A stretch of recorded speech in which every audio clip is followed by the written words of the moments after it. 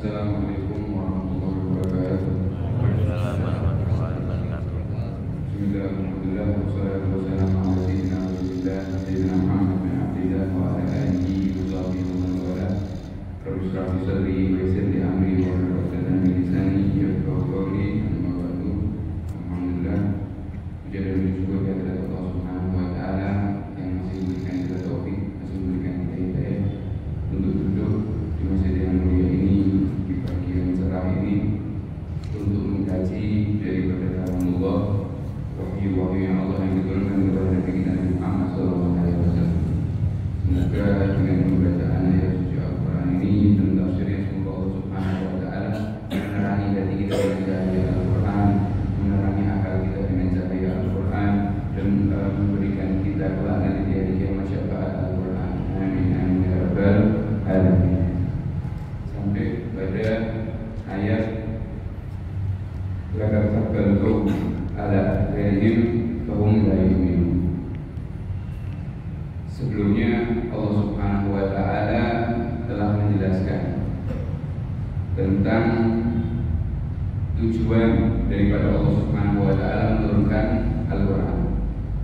Litundira qauman ma undira aba'uhum wa hum ghafilun, yaitu untuk memperingatkan segerombolan kaum yang mana mereka ini tidak pernah diingatkan atau tidak pernah diputus para nabi sebelumnya kepada mereka, ataupun ayah-ayah mereka juga tidak pernah diutus nabi kepada mereka. Kaum ghafilun, dan keadaannya sekarang atau ketika itu mereka dalam keadaan lalai terhadap Allah Subhanahu wa taala sampai menyembah berhala.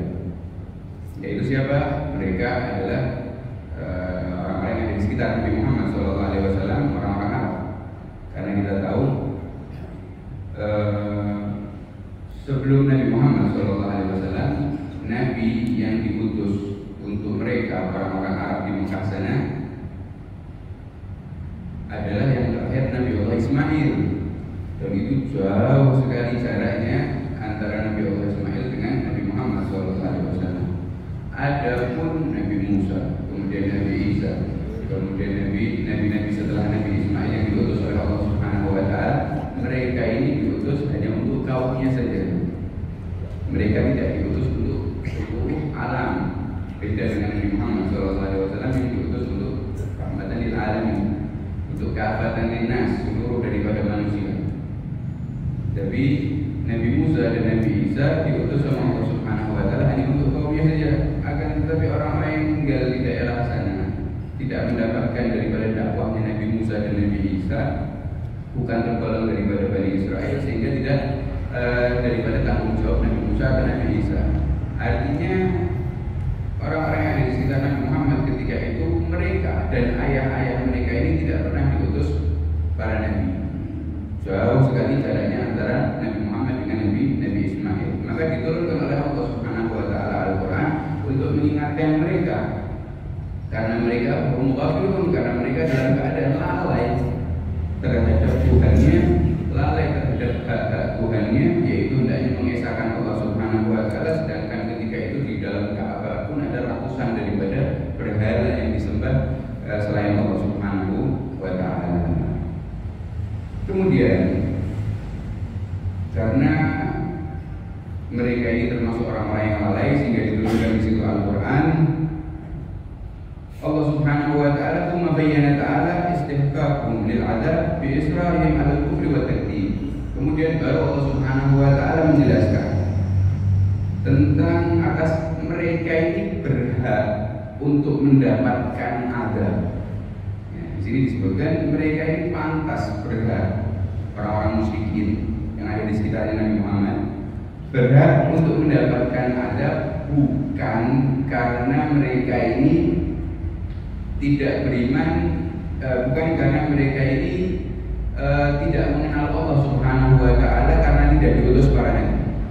Karena sudah dijelaskan di dalam ayat yang lain bahwasanya wa ma kunna mu'adzibina hatta nab'atsa rasul.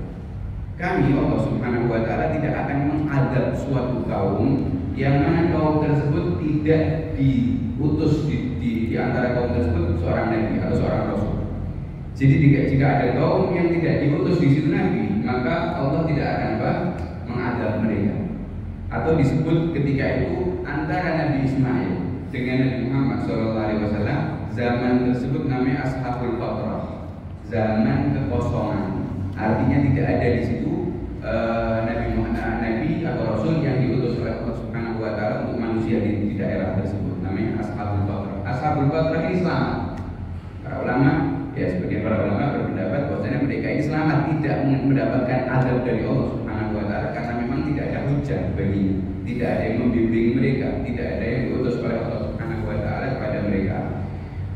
Lantas kenapa kok Allah Subhanahu Wa Taala di ayat ini menegaskan bahwasanya akan mengadab mereka, orang-orang yang di sekitar Nabi Muhammad yang musyrik? Allah ingin mengadab mereka dan mereka pantas untuk mendapatkan adab bukan karena mereka ini kufur kepada Allah, karena kufurnya mereka ini karena tidak diutus Nabi, tapi Allah akan mengadab mereka. Di sini disebut bi israrihim al kufur wa takdzib, karena mereka ini terus menerus di dalam kekufuran dan mendustai Nabi Muhammad SAW.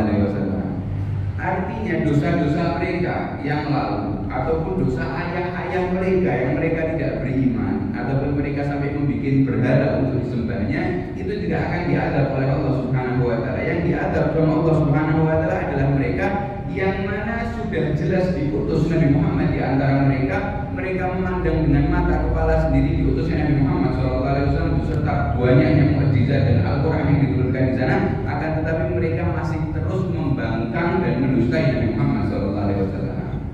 Jadi alasan ini Allah Subhanahu Wa Taala berjanji akan mengadab daripada mereka, sebagian daripada mereka. Bahkan di sini Allah Subhanahu Wa Taala berfirman, "Laqad haqqal qaul ala aktsarihim fahum la yu'minun." Dan telah jadi ketetapan bagiku. Telah jadi ketetapan, aku telah putuskan. Apa keputusan Allah? Ala aktsarihim, mayoritas dari mereka, orang-orang musyrikin yang didakwai sama Nabi Muhammad SAW. Apa ketetapan Allah? Hum la yu'minun, mereka ini sudah dicatat dinas sama Allah Subhanahu Wa Taala, ditakdirkan oleh Allah, mereka tidak akan beriman kepada Allah dan kepada Nabi Muhammad SAW. Ini sebuah ketentuan dari Allah. Ini sebuah keputusan dari Allah Subhanahu Wa Taala yang mana mayoritas daripada mereka orang-orang musyrikin ini tidak akan beriman. Bahkan sebagian para ulama menjadikan hukum atau mengambil hikmah daripada ayat ini akan terjadi di setiap zaman. Jadi bukan hanya di zamannya Nabi Muhammad orang musyrik yang paling banyak, tapi di zaman-zaman setelah ini juga akan terus umat Islam ini akan tampak sedikit, ya umat Islam ini akan tampak asing, akan tetapi yang paling banyak dan mayoritas akan diduduki mereka orang-orang musyrikin, dan ini sudah ketetapan dari Allah. Bahkan di dalam ayat lain Allah menjelaskan lagi tentang arti ketetapan yang Allah telah tetapkan atau Allah telah atau telah hukumi untuk mereka orang-orang musyrikin.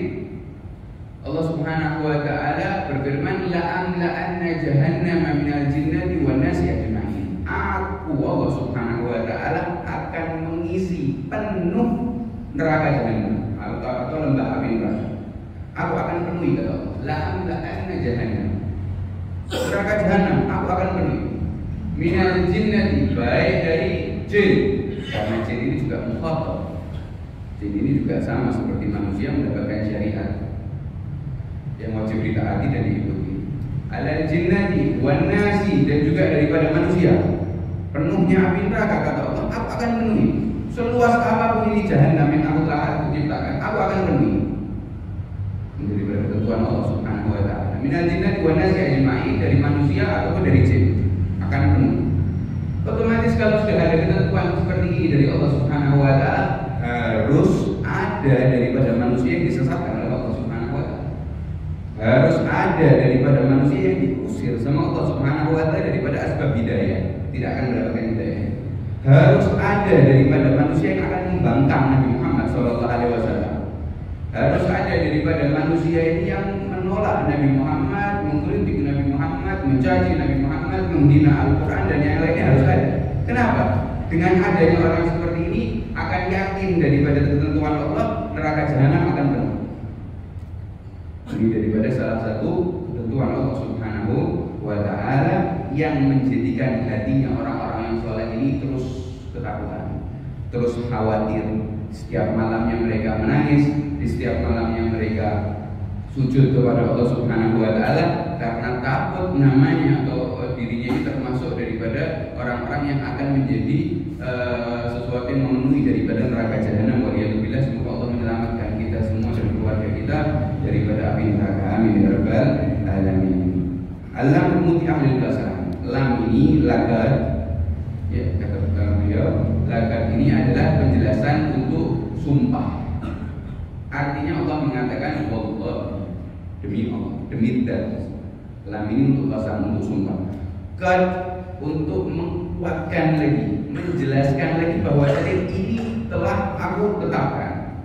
Seandainya Allah ini berkata di dalam Al-Quran, berfirman dalam Al-Quran tanpa sumpah atau tanpa jumlah-jumlah yang memperkuat daripada perkataan, itu sudah cukup karena Allah ini maha jujur. Allah Subhanahu wa Ta'ala ini ucapannya tidak mengandung kebohongan ataupun tidak tidak mungkin berbuat kebohongan. Tapi di sini ketika Allah menetapkan perkara ini, Allah pakai sumpah. Jadi untuk menegaskan lagi bahwa ini ketetapan itu sudah mati. Ketetapanku ini tidak bisa diganggu gugat. Jahanam aku ciptakan, akan aku penuhi. Konsekuensinya penuhnya jahanam, akan ada manusia yang disesatkan oleh Allah dan dikasih hidayah sama Allah Subhanahu wa Ta'ala. Akan ada manusia yang mana mereka jelas-jelas akan menolak dengan ikhtiarnya. Ya, ketentuannya dengan ikhtiar manusia. Tidak ada paksaan bagi Allah Subhanahu wa Ta'ala. Allah tidak akan memaksa manusia untuk beriman dan juga memaksa manusia untuk kufur. Tapi akan dikasih sama Allah Subhanahu wa Ta'ala penyebab-penyebab kekufuran. Sebagaimana orang-orang mukmin yang dicintai sama Allah ini akan dikasih sama Allah penyebab-penyebab hidayah, dikasih sama Allah Subhanahu wa Ta'ala penyebab-penyebab taufik. Tapi orang-orang yang sudah dinas sama Allah untuk masuk neraka dikasih sama Allah penyebab-penyebab kekufuran. Sehingga apapun yang dia kerjakan, yang dia lihat, yang dia pelajari tidak menambahkan bagi dirinya kecuali kesesatan. Semakin jauh dari Allah Subhanahu wa Ta'ala. Waliyadzubillah. Laqad wajibna ala aktsari haula'i musyrikin, telah wajib atau telah harus baginya atau bagi mereka mayoritas daripada orang-orang musyrikin ini untuk diadab dalam api neraka. Bisa bagi Israelim al-kufur wal inkar. Sebabnya kenapa? Karena mereka ini terus-menerus di dalam kekufuran dan ingkar kepada Nabi Muhammad SAW. Wa ada muta'aturhim bit-tadhkir wal indar, dan karena mereka sudah tidak ada lagi bekas atau tidak ada lagi perubahan di dalam nasihat yang disampaikan oleh Nabi Muhammad ataupun ancaman. Al-Quran ini isinya peringatan, Al-Quran ini isinya ancaman, Al-Quran ini isinya ajakan, Al-Quran ini isinya nasihat. Tapi ketika diturunkan Al-Quran kepada mereka tidak membekas sedikit pun di dalam hatinya. Ini yang menjadi tanda atau penyebab mereka juga tidak akan beriman. Ini Al-Quran, kalamnya Allah, turunnya lewat malaikat Jibril, manusia makhluk malaikat yang paling mulia, diturunkannya di atas hati manusia yang paling mulia, keluar daripada lisannya Nabi Muhammad SAW, tidak bisa membekas di dalam hati mereka. Tidak ada lagi yang bisa membekaskan hati mereka. Tidak akan ada lagi yang bisa menjadi kunci hidayahnya. Kalau Nabi Muhammad sendiri ketika sudah turun tangan di dalam berdakwah, ketika sudah mengajak, tidak membekas di dalam hati mereka, berarti sudah tidak ada lagi kesempatan untuk mereka. Fahum lidzalika la yu'minuna bima ji'tahum bihi ya Muhammad. Mereka ini tidak akan beriman atas apa yang kau bawa untuk mereka wahai Muhammad. Kemudian di sini Allah menjelaskan, "Tsumma bayyana ta'ala sababu tarhim bil iman." Nah, dijelaskan sama Allah penyebabnya apa sih? Kok mereka ini orang-orang musyrikin di zaman Nabi Muhammad SAW, sebagian dari mereka atau mayoritas daripada mereka, ya karena surat Yasin ini diturunkan oleh Allah Subhanahu wa Ta'ala surat Makkiyah, termasuk surat Makkiyah atau diturunkan oleh Allah sebelum Nabi Muhammad hijrah. Artinya ketika itu umat Islam sedikit sekali dan mayoritas ketika itu di kota Mekah orang-orang musyrikin, orang-orang penyembah berhala. Maka penyebab mereka ini tidak mau beriman. Kenapa? Meninggalkan iman. Kenapa? Ini Allah mengatakan, Allah berfirman, Inna ja'alna ala a'naqihim Inna ja'alna fi a'naqihim aghlalan fa hiya ila al-adqani fa hum muqmamun.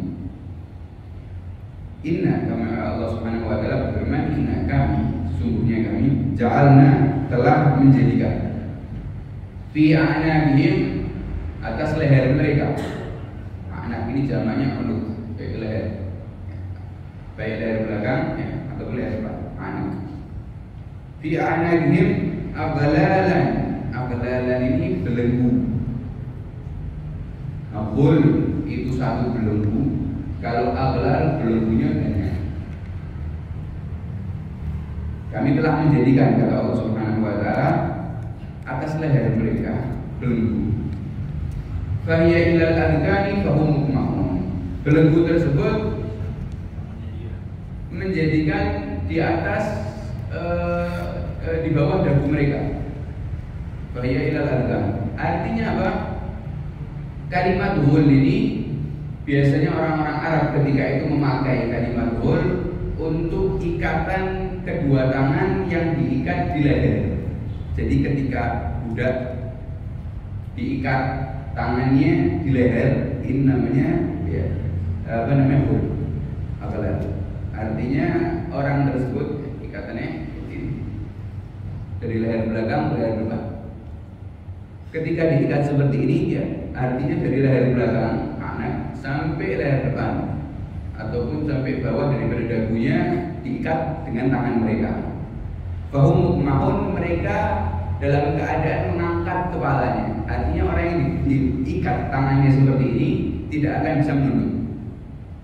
Bahkan tidak akan bisa menoleh ke kanan atau ke kiri.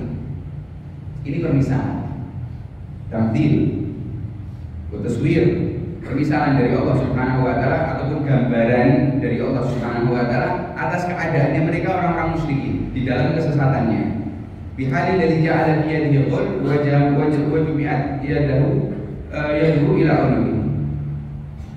Dan Allah Subhanahu wa taala seakan-akan telah menjadikan tangannya sebagai qul tadi, mengikat lehernya dan mengumpulkan kedua tangannya tadi di leher mereka.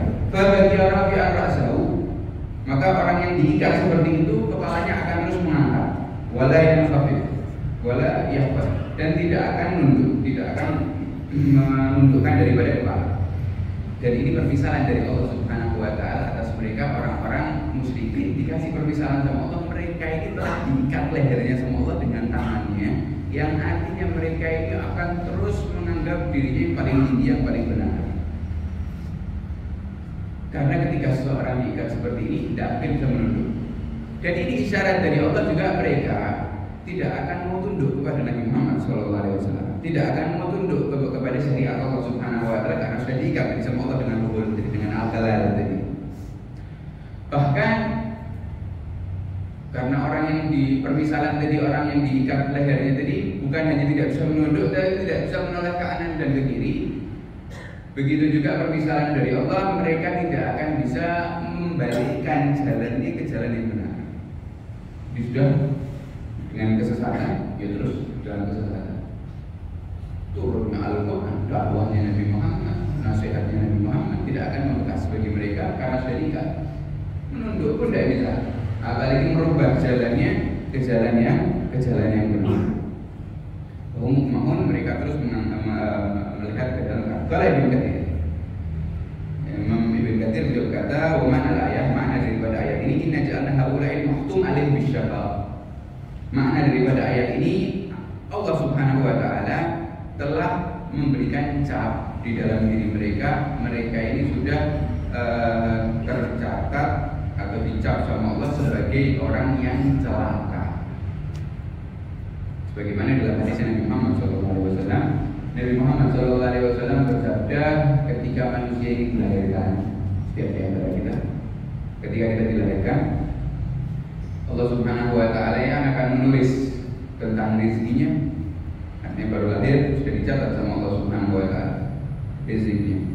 Kemudian amalnya, kemudian ajalnya, kemudian yang terakhir apakah orang ini akan termasuk orang yang sa'id, bahagia, beruntung masuk surga, au syaqawah atau syaqi, atau mereka ini termasuk orang-orang yang celaka dan diwajibkan bagi mereka masuk neraka. Dan kata Ibn Katsir mengatakan, dan mereka yang dikatakan oleh Allah sudah diikat lahirnya ini berarti mereka sudah dicatat sama Allah semenjak dia lahir sudah apa? Termasuk orang-orang yang celaka. Kalau sudah mendapatkan catatan dari Allah termasuk orang yang celaka, tidak ada lagi manfaat daripada itu semua. Kaman ju'ila fi unuqil qul, sebagaimana yang telah diberikan kepada orang-orang ini ketika diberikan qul tadi. Wa jumi'a yadahu ma'unuqi tahta dzakari. Farda fara'sahu fasarahu wal mukmah wa rafi'asu. Mukmahun ini artinya orang mengangkat kepalanya, tidak bisa menundukkan kepalanya. Wa kafa bi dzikril qul fi unuq an dzikril yad. Li'anna al-qul inma yu'rafu bima jama'a jumi'a yadayn ma'lum. Arti daripada qul. Kenapa Allah Subhanahu wa taala kata Imam Ibnu Katsir menyebutkan qul saja tanpa menyebutkan tangan? Ya kan, karena apalagi fi anaqin qul hanya menyebutkan qul tadi ikatan tadi atau belenggu yang diletakkan sama Allah di bawah dagu mereka tanpa menyebutkan ada tangan di sana. Kenapa? Karena itu kata Imam Ibnu Katsir sudah cukup untuk dipahami oleh mereka orang-orang yang paham bahasa Arab. Ketika menyebutkan kalimat qul ini berarti artinya apa? Tangan yang dibelenggukan atau yang diikat di leher sehingga tidak bisa menunduk atau terus mengangkat kepalanya. Wa qala Absud madzala halum bihalil ladzi madzala halum bihalil ladzi ulaka anakum. Imam Absud mengatakan bahwasanya Allah Subhanahu wa taala memberikan permisalan keadaan mereka orang-orang musyrikin itu seperti keadaan orang-orang yang dibelenggu lehernya. Ini penyebab mereka tidak bisa menerima keimanan. Ya, artinya Allah Subhanahu wa taala memang sudah mewajibkan bagi mereka atau menjadikan mereka ini sudah tidak akan ada manfaat ketika mendengarkan nasihat. Tidak ada lagi membekas di dalam hatinya, tidak ada lagi rasa takut, tidak ada lagi manfaat ketika didengarkan ayat-ayat Al-Quran atau nasihat-nasihatnya Nabi Muhammad. Bahkan melihat akhlaknya Nabi Muhammad, melihat hakikatnya Nabi Muhammad dengan mata kepala mereka sendiri, tidak ada manfaatnya. Ya, dan ayat ini diturunkan oleh Allah Subhanahu wa taala untuk mereka Abu Jahal beserta kaumnya, Walid bin Mughirah dan yang lainnya. Ya, Abu Jahal, Walid bin Mughirah dan yang lain-lain. Mereka ini dari kecil sama Nabi Muhammad SAW, mereka bahkan keluar daripada lisannya dari mereka. Muhammad ini terkenal as-shadiq al-amin, yang jujur, yang dapat dipercaya. Muhammad ini adalah orang-orang yang tidak pernah dusta. Muhammad ini adalah orang-orang yang paling baik di antara kita. Itu kesaksian daripada lisan mereka. Tapi masih terus mengingkari Nabi Muhammad, masih terus tidak percaya dengan Nabi Muhammad SAW.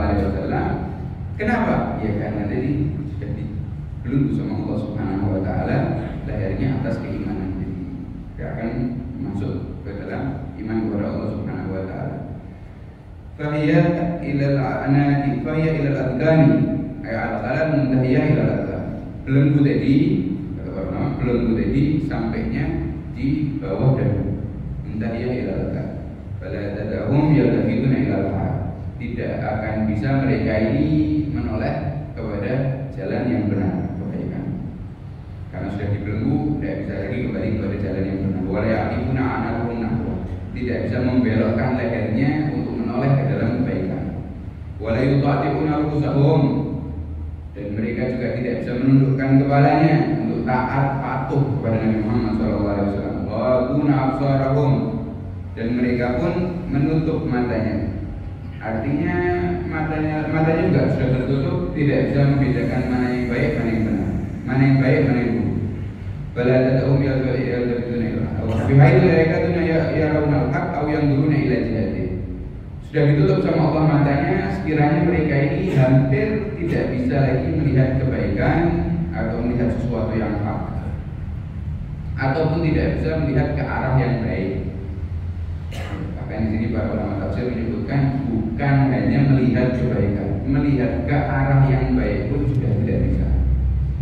Makanya bahayanya orang-orang daripada manusia yang sudah dicap sama Allah Subhanahu wa taala sebagai orang-orang yang sesat atau orang-orang yang sudah tidak bisa mendapatkan hidayah, mereka ini sudah tampak di depan matanya hujah, bukti yang sangat jelas dari Nabi Muhammad ataupun orang-orang setelahnya Nabi Muhammad, dari para sahabat, dari para tabi'in, dari orang-orang yang saleh, orang-orang yang berdakwah, jelas tampak daripada hakikat kebaikan agama Islam, akan tetapi tetap menolak dengan alasan apapun, entah itu dengan alasan urusan daripada ekonominya dia, atau urusan daripada martabat dia, atau urusan daripada nama baik. Karena sesungguhnya pada hakikatnya agama Islam ini tidak bisa ditolak dengan hati yang bersih, tidak bisa ditolak dengan akal yang jernih, tidak bisa ditolak atas orang-orang yang baik mengedepankan logika ataupun kepercayaan. Kalau mau menguji tentang sains dalam agama Islam, ya, di antara agama-agama yang lain, agama Islam yang paling tepat dan paling cocok dengan sains. Kalau mau menguji agama Islam dengan akal logika, agama Islam yang paling tepat atas logika manusia. Kalau mau menguji agama dengan moral, maka agama Islam yang paling cocok untuk moral manusia. Kalau mau menguji dengan kepercayaan, maka agama Islam sudah lebih paham dan lebih jelas di dalam menjelaskan daripada kepercayaan. Artinya tidak ada lagi alasan untuk bisa menolak daripada agama Islam kecuali hati yang sudah disesatkan sama Allah Subhanahu wa taala. Kecuali hati yang memang sudah dicabut sama Allah Subhanahu wa taala kunci hidayah dari waliyadzubillah.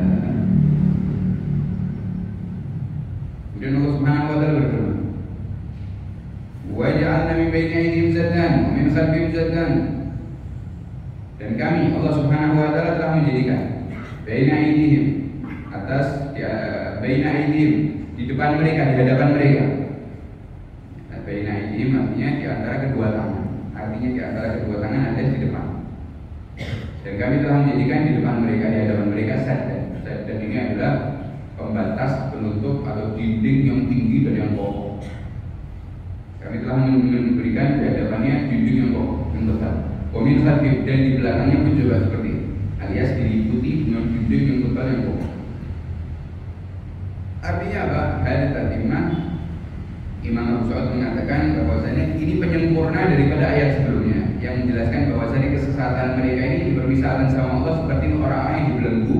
Maka ditambahi lagi sama Allah Subhanahu wa taala, kami ini bukan hanya menjadikan mereka ini seperti terbelenggu, tapi kami telah menjadikan di hadapan mereka dan di belakang mereka ini seakan-akan ada dinding yang kokoh, yang tebal, yang tinggi. Kalau sudah ada dinding di depan kita, di belakang kita yang kokoh, yang tebal, maka itu akan bisa mencegah jarak pandang kita. Orang yang dihadapkan di depan ini ada dinding, apakah dia bisa melihat ke depan? Ya, tutup. Mau melihat di belakang juga tutup. Artinya matanya atau pandangannya sudah disamarkan oleh Allah, dikabulkan sama Allah, tidak bisa lagi melihat daripada kebaikan. Fa'aghshaynahum fahum la yubsirun. Aghshayna artinya batal lain. Kami menutup. Sudah ditutup depannya, ditutup belakangnya. Fa'aghshaynahum, kami menutup matanya. Fahum la yubsirun, mereka ini tidak bisa lagi melihat sama sekali. Maksudnya melihat, ya yubsirun ini maksudnya tidak bisa melihat, artinya membedakan yang baik dan benar. Yubsirun juga bisa diartikan tidak bisa melihat, artinya tidak bisa berpikir. Akalnya tadi berhenti. Tidak bisa lagi dipakai untuk berpikir yang baik. Tidak bisa lagi untuk memikirkan yang hak. Yang dipikirannya dia, ya susah. Kuburkan. Setiap ada hujah yang baru, setiap ada dalil yang baru, setiap ada keyakinan yang disampaikan sama Nabi Muhammad SAW yang baru yang diturunkan sama Allah, pikirannya dia bukan bagaimana menguji daripada kesahan dari menguji daripada yang dibawakan sama Nabi Muhammad, apakah itu benar-benar hak sehingga dia bisa mengikuti. Tapi pemikiran dia ketika datangnya hujah yang baru ini adalah bagaimana cara menentangnya, bagaimana cara mendustakannya, bagaimana cara orang-orang yang ada di sekitar Nabi Muhammad tidak percaya atas ayat tersebut atau hujah tersebut. Ini yang dikatakan la yusiru, tidak bisa berpikir. Jadi datangnya hak itu bukan untuk diikuti, bukan untuk dibenarkan, tapi untuk disalahkan dan ditutup-tutupi agar orang yang lain tidak bisa mendapatkan kebaikan. Ini bahaya sekali. Ya, orang-orang yang dicap sama Allah seperti ini. Li'annahum asbahu mahsurina baina saddain. Kenapa mereka tidak bisa berpikir, tidak bisa melihat? Ya karena sudah ditutup dari sama Allah antara binding-binding yang kokoh ini. Wa hadza bayan kamali fadha'ati halihim wa kaunihim mahbusuna fi madmuratil ghayb wal jahalat. Ini penjelasan dari Allah Subhanahu wa taala atas kesempurnaan buruknya keadaan mereka. Jadi saking buruknya ini orang-orang musyrikin, mereka ini sampai dikatakan sama Allah terbelenggu, tidak bisa menunduk, buta pemikirannya ataupun matanya, tidak bisa lagi mencerna kebaikan. Pokoknya mahbusun, mereka ini sudah di penjara di dalam kuburan kesesatan dan kebodohan, terkubur kalau di dalam kuburan kebodohan dan kesesatan, tidak bisa lagi kembali, tidak bisa lagi kembali ke jalan yang benar. Mahrumin an nazar fil adillah wal ayat. Mahrum ini orang yang tertutup atau diharamkan ataupun orang-orang yang tertolak. Ini mahrum. Mahrumin an nazar, mereka ini tertolak an nazar untuk berpikir fil adillah di dalam dalil-dalil wal ayat dan ayat-ayat tanda-tanda Allah Subhanahu wa taala. Artinya bukan mereka yang tidak bisa berpikir, tapi memang Allah yang tidak ingin mereka berpikir. Ini tanda qahar. Allah Subhanahu wa taala memiliki sifat al-qahar yang mampu untuk memaksa. Ini bukan berarti Allah Subhanahu wa taala zalim, bukan berarti Allah Subhanahu wa taala ini berbuat buruk kepada umat manusia, tidak. Tapi ini adalah sifat ketuhanannya Allah yang sempurna. Karena Tuhan ini memiliki sifat al-qahar, al-qahar, memaksa seseorang harus tunduk kepadanya. Baik memaksa untuk tunduk atau memaksa untuk membangkang. Ini Allah Subhanahu wa taala. Sehingga para mufassirun, orang ahli tafsir mengatakan hal kullu tamthilun bisa diturukin iman. Ini permisalan bagi mereka orang-orang yang telah ditutup bagi mereka ini turukul iman, jalan-jalan keimanan. Bimasudat alaihi turuk fahuwa la yahtadi limaksudi. Bagaimana mereka ini sudah ditutup daripada keimanan, sebagaimana orang-orang yang ditutup jalannya. Orang kalau sudah ditutup jalan tidak bisa lagi tembus. Jalan kalau sudah diblokir, diblokade, tidak bisa kita lanjut perjalanan. Itu juga keimanan mereka sudah diblokade sama Allah Subhanahu wa taala, tidak bisa lagi untuk menggapai daripada keimanan walau dari maksudnya, dan mereka ini tidak akan bisa mendapatkan petunjuk untuk tujuan keimanan. Jadi waliyadzubillah.